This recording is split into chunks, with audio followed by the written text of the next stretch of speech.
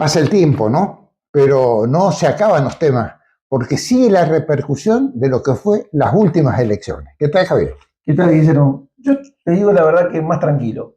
Pasó todo ese clima preelectoral, que realmente este año fue muy, muy denso, donde repercutió mucho en lo político, pero principalmente en lo económico, un nivel de ansiedad muy, muy importante en muchos argentinos, y por lo menos vemos que lo que es post-elecciones, las aguas se han aquietado y hay una cierta tranquilidad, bueno, que en la Argentina sabemos que no es permanente. Sobre todo en lo económico, Sí. ¿cierto? Porque había un mar de dudas que qué iba a ocurrir luego de las elecciones.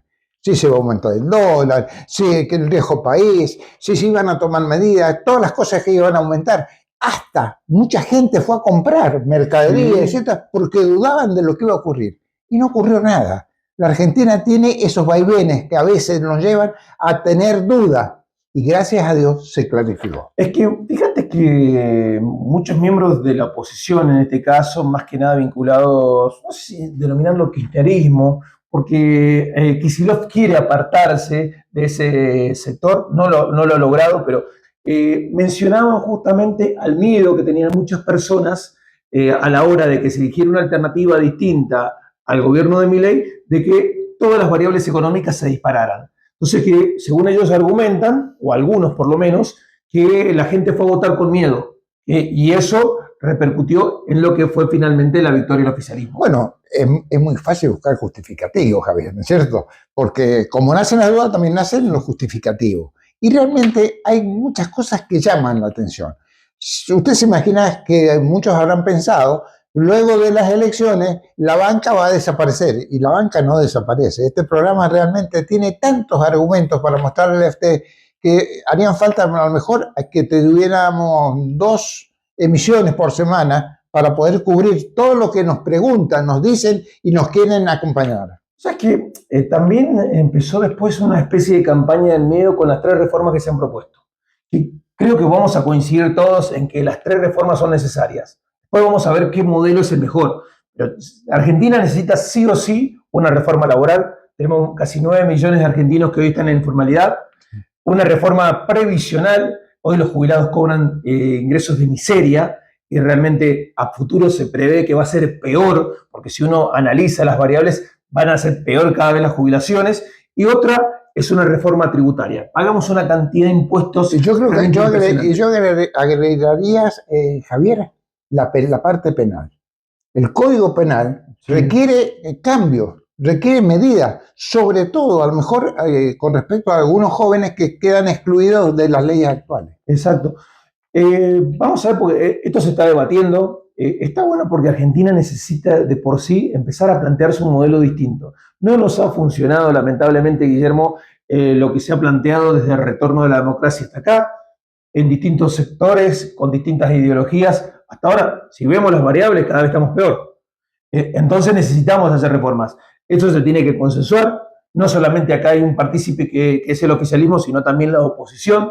Me parece que también la oposición tiene que ser madura y empezar a ver no solamente qué es lo que te beneficia. El rédito político. Exacto. Que hoy, este 2025, uno de los principales argumentos que hemos esbozado aquí es, primero, lo que sucedió con el gobierno, donde fue un gobierno déspota en muchos casos, sin diálogo, pero también creo que coincidimos, hubo una oposición totalmente destructiva. Sí, lo único que hacía ver cómo poníamos en cierto un freno a la rueda para que no se viera.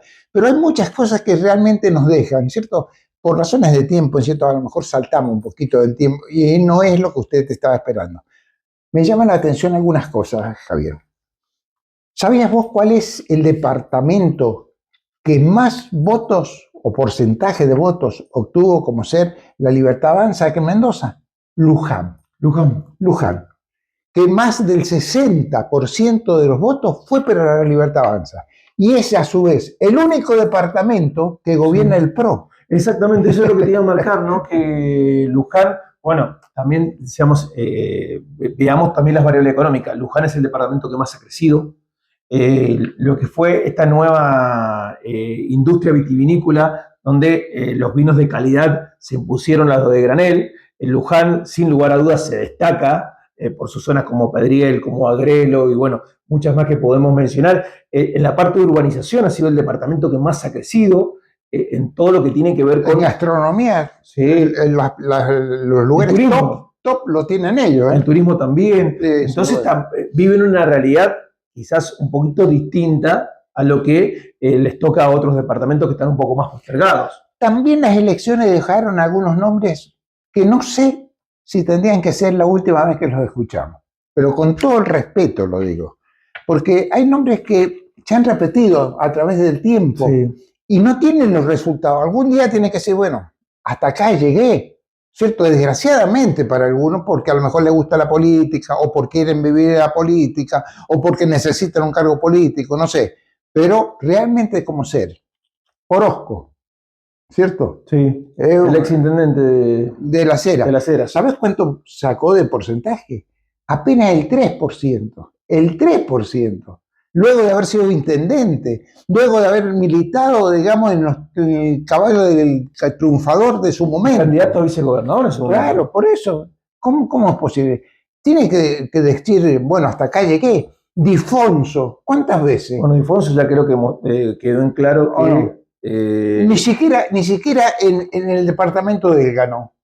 Sacó el 16%, que es una enormidad, pero mucho menos sacó un porcentaje en la provincia de Mendoza. No sé si llega al 3%. Sí, es que, Guillermo, también tenemos muchos políticos que atrasan sus discursos. Difonso está perfecto a la defensa del agua, es el autor de la 7722, todo, pero se debe discutir ciertos temas en serio en Mendoza. La minería es uno. Por más que hay sectores que son totalmente reticentes, la matriz productiva de Mendoza debe tratar de ampliarse. Si no, vamos a seguir siendo una provincia que cada vez está más rezagada, que ya hemos perdido un puesto, porque ya Mendoza no es la cuarta provincia a nivel nacional en el aporte al PBI, hemos superado por Neuquén, a través justamente del proyecto que es Vaca Muerta. Entonces, seguimos planteando todas esas políticas retrógradas y bueno, vamos a tener que buscar otra alternativa. ¿Sabes qué sensación tengo cuando lo escucho a Difonso, Javier? De que se ha dado cuenta de que Mendoza lo necesita a la minería. Se ha dado cuenta de que ya no la pueden parar más sin que no se explote, digamos, este factor. Pero que le cuesta cambiar el discurso. Le cuesta cambiar lo que él manifestó en un momento determinado. Y es inteligente a veces cambiar el rumbo.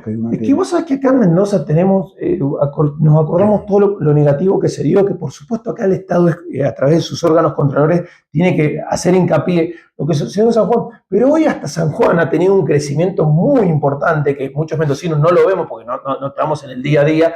San Juan de a poco se ha ido transformando a través de la minería. Nos quedamos solamente con lo que fue algunos episodios lamentables, porque fueron lamentables, de contaminación ambiental. Hay que tratar de minimizarlos al máximo. Porque siempre ocurre lo que yo te manifesté en otros rubros también, Javier. ¿Quién tiene la culpa? El chancho es el que le da de comer. Si no hay control, las mineras, ¿qué más quieren? Tienen más ganancias, hacen lo que no se debe hacer. Pero somos bastante hipócritas, Guillermo, porque hablamos mucho de la defensa del medio ambiente. La mayoría de nosotros andamos con teléfonos celulares que tienen su impacto en el medio ambiente, andamos en autos a combustión que tienen su impacto en el medio ambiente, usamos productos electrónicos que tienen impacto en el medio ambiente, o sea, muchas veces no vemos lo que hacemos nosotros mismos. Claro, lo usamos, pero no quiere que lo saquemos, que lo tenga que extraer a lo mejor de la montaña. Bueno, esta cosa ocurre. No es los únicos casos, pero Javi, no son los únicos casos, ¿no es cierto? El de Orozco, el de Difonso, también está Ramón, que hasta cuándo, ¿en cierto?, con el discurso, que pegó en un momento determinado y que le permitió ser legislador. Pero ya acabó eso, ya acabó. Y también el Partido Verde, que venía de un tercer puesto interesante, ¿cierto? Y ahora prácticamente consiguió la mitad de los votos que en la elección anterior. ¿Y qué análisis haces del 25% que sacó el justicialismo en Mendoza? Y el Partido Justicialista realmente tiene, para mí, me parecer, Javier, una doble óptica. Por un lado, ganó el 10% más que en la última elección. O sea que no solamente mantuvo su calidad de voto el justicialismo, sino que aumentó un 10%. lo que le permite ser la segunda fuerza de la provincia de Mendoza. Recuperar un terreno que es histórico. Histórico, pero también tiene otra cara, otra faceta que tampoco deben desconocer, que perdieron en los departamentos que llevaban candidatos y que estaba gobernada por el justicialismo, perdieron Maipú, perdieron San Rafael, que eran departamentos clave, digamos, en la elección. Entonces también tienen que llevar, ¿qué es lo que es? Porque justamente los que yo manifesté, Maipú y San Rafael, llevaba a los intendentes como candidatos. Exactamente. Vamos a ver, porque sin lugar a dudas también el justicialismo, que es una fuerza histórica en nuestra provincia, merece un replanteo. Viste que está la disyuntiva muchas veces, ¿se pueden comparar las generales donde se votan cargo ejecutivo con, en este caso, legislativas? Hay algunos que sostienen que sí, otros que dicen que no, que se tienen que comparar las elecciones cada 4 años. Pero bueno, sin lugar a dudas se abren todas estas variantes que vamos a ver de aquí, de cara a lo que va a ser lo importante, ¿no? Que es el 2027. Sí, y que ya se está trabajando. Sí. Y que ya se está trabajando. Y vamos a ver si los amigos de hoy no son los adversarios del mañana. Porque hay casos que realmente también, siguiendo con las últimas elecciones, Javier, y que vos habrás observado como yo, nos invitaron a ver el búnker, es cierto, donde se llevaba a cabo el recuento de las mesas del departamento San Martín. Sí, un búnker bastante llamativo. Un boliche era, ¿cierto? Sí. Y fuimos. ¿Qué me llamó la atención como ser? Que prácticamente no había ningún dirigente de la Libertad Avanza. No había un dirigente, a lo mejor, de Mendoza para el futuro. ¿Qué pasa? Hay un distanciamiento muy notable. Recordemos que aquí en San Martín, más que nada lo vemos, que es la tierra de Luis Petri. Hay una enemistad muy grande con su hermano, con Mauricio, que es el secretario de gobierno del municipio. Pero tenía que ser un enfrentamiento personal entre ellos. Yo creo que pero no partidario. No estaba ni Griselda, sí, que era la representante del radicalismo prácticamente, ¿cierto? En la casona este. Candidata a diputada en primer término. Por eso, se debía a la gente que le había votado y que le permite llegar al Congreso de la provincia. Entonces, son cosas... Voy a poner otro ejemplo. Crisitelli, Elizabeth Crisitelli, que fue la contadora de la secretaria de Hacienda acá. Sí, es diputada por el segundo distrito. Pero vino, saludó, estuvo en alguna foto y luego se fue. Yo estoy de acuerdo que el gran festejo era en la ciudad de Mendoza, que era donde estaban los representantes nacionales, ¿cierto? Sí. Pero no los distritales. El segundo distrito electoral es acá, en la zona este. Lo menos que podían ser los candidatos haber estado festejando con la gente que lo votó, me parece a mí. Y más aquellos que son oriundos del departamento de San Martín, tal es el caso de Griselda Petri, que vos la mencionaste recién. Bueno, entonces me extrañan esas cosas. Que alguien, el entorno, ese entorno que muchas veces nos ha traído, nos ha llevado a manifestarnos, no le diga, che, pero tenés cuidado, o andá a la foto, o andá, saludá a los que te votaron. Exacto, era solamente venir, quizás saludar, porque era la candidata en el primer término justamente del segundo distrito. San Martín es su departamento de origen, es más, vive acá y trabaja en el departamento. ¿Sabes una cosa, Javier? Que perdona, que te quería agregar. En un momento determinado, luego de las elecciones, me junté con un importante dirigente del sector de Petri, de Luis Petri. Sí. Y entonces le digo, che, no te vi en los festejos, diciéndole, porque habíamos ido a ver quiénes estaban. ¿Qué me hizo? Si no nos tuvieron en cuenta ni para ser fiscales, dice, no nos invitaron a nada.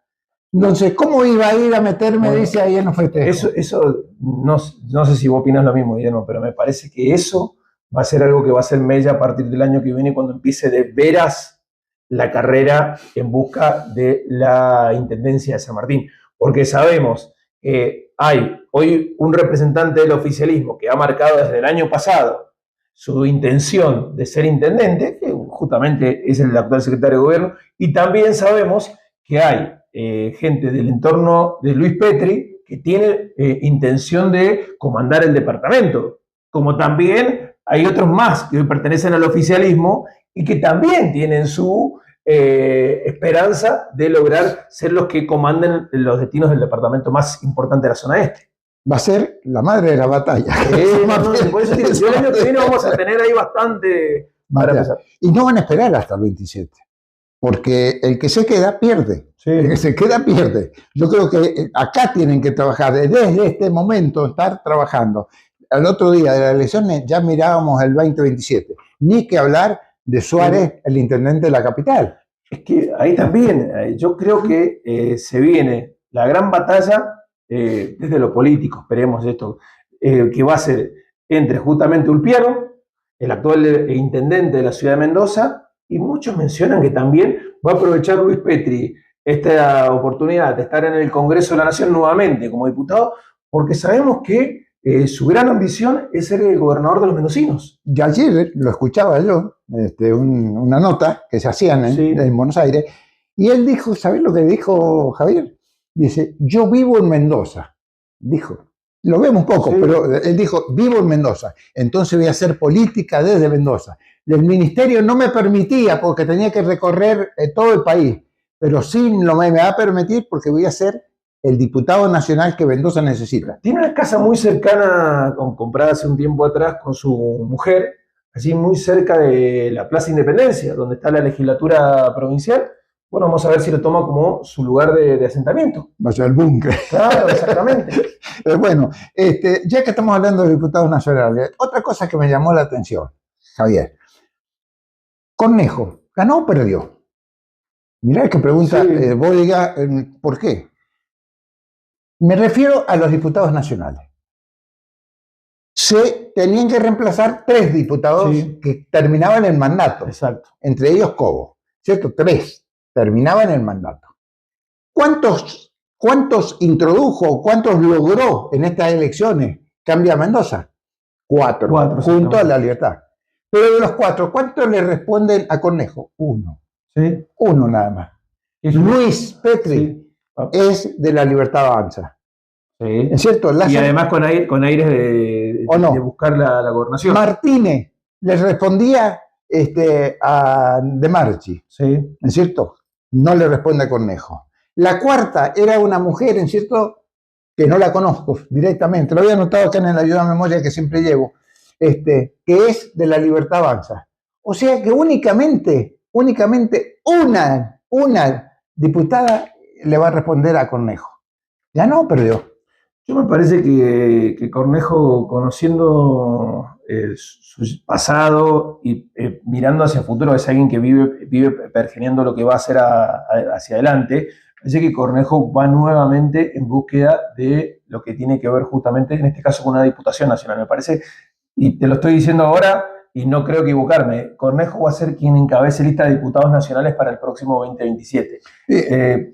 A nivel nacional, vamos a ver, porque aparentemente pareciera, estamos en Argentina, pero pareciera que este 2025 va a terminar tranquilo para el gobierno. Las variables económicas, salvo el dólar, las demás son muy auspiciosas, bajó muchísimo el riesgo país, las acciones argentinas han crecido, aparentemente puede haber una baja en inflación, un tema que todavía el gobierno no logra solucionar. Ahora hubo una baja importante de las tasas, es que tratar de la reactivación económica que no ha llegado, pero aparentemente va a ser un fin de año más tranquilo que el que se esperaba.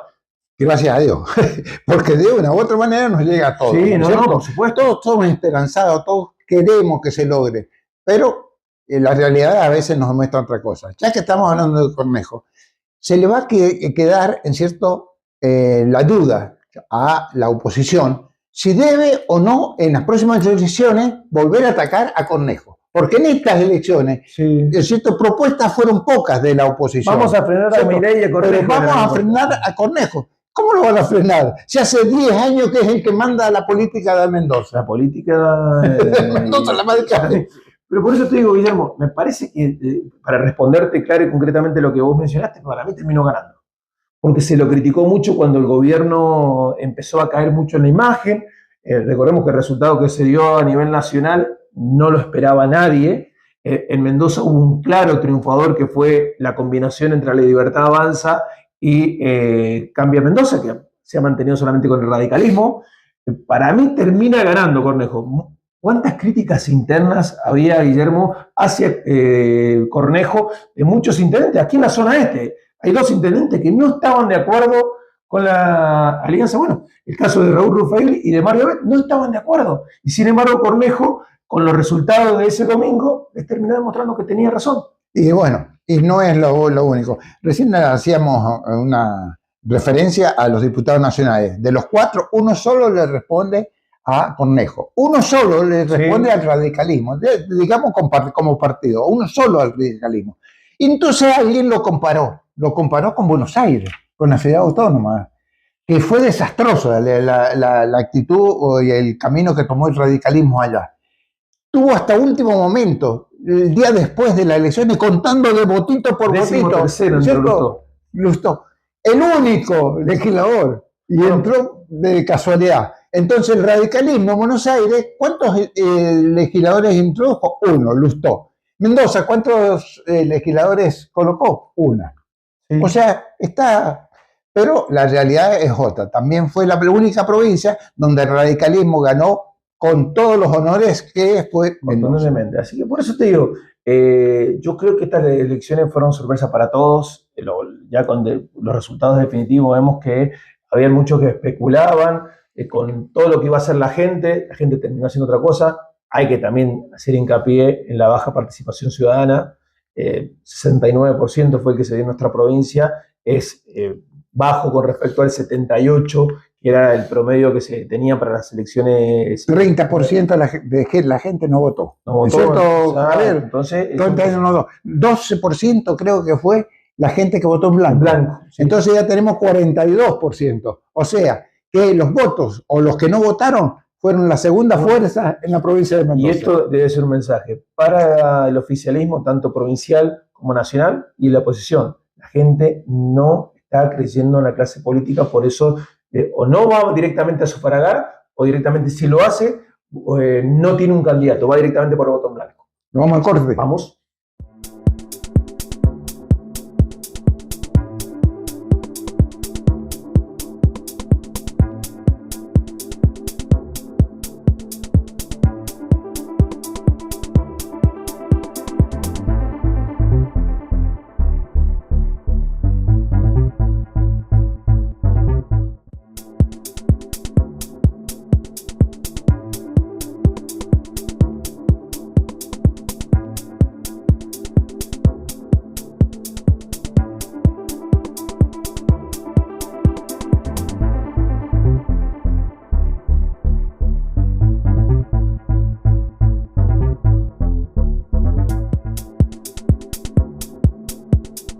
Bueno, me toca arrancar a mí, Guillermo, ahora con lo bueno. Bueno, eso es el bueno de la película. Ahora es porque, viste, que es lo más lindo, porque lo malo queda como después. Ahí te van a ganar los aplausos. Claro, exacto. Bueno, lo bueno, no sé si coincidís, para mí es la tranquilidad que ha habido después de las elecciones. Estamos todos muy, muy expectantes, con ansiedad y con cierto temor de lo que iba a suceder el lunes 27 de octubre. Por suerte, también no estamos en la panacea.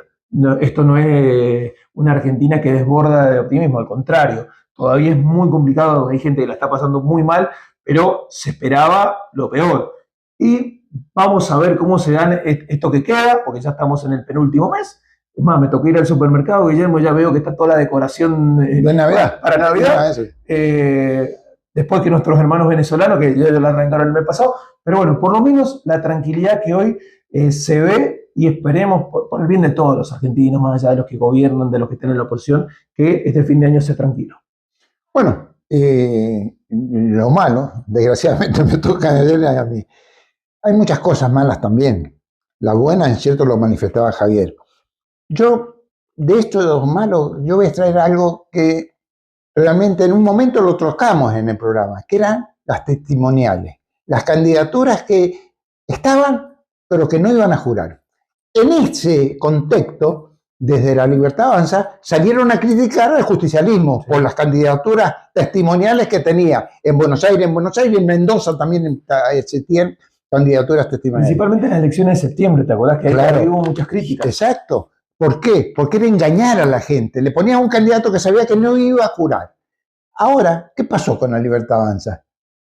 ¿Qué pasó? Adorni, que había sido elegido como legislador, pasa a ser un ministro, sí, jefe de gabinete. ¿Cierto? Santilli, que había sido elegido también como legislador, pasa a ser ministro. Entonces, ¿fueron testimoniales o las circunstancias los ha llevado? de una u otra manera no es lo correcto. No se puede engañar a la gente, no se debe engañar a la gente.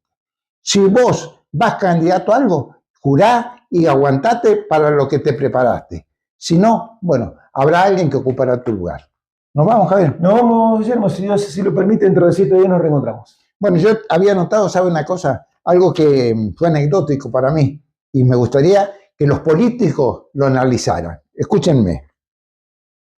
Luego de un acto eleccionario, se debe trabajar el doble, todos. Uno, para justificar el resultado, los que ganaron, y otros para mostrar que se equivocaron, los que perdieron. La semana que viene lo espero.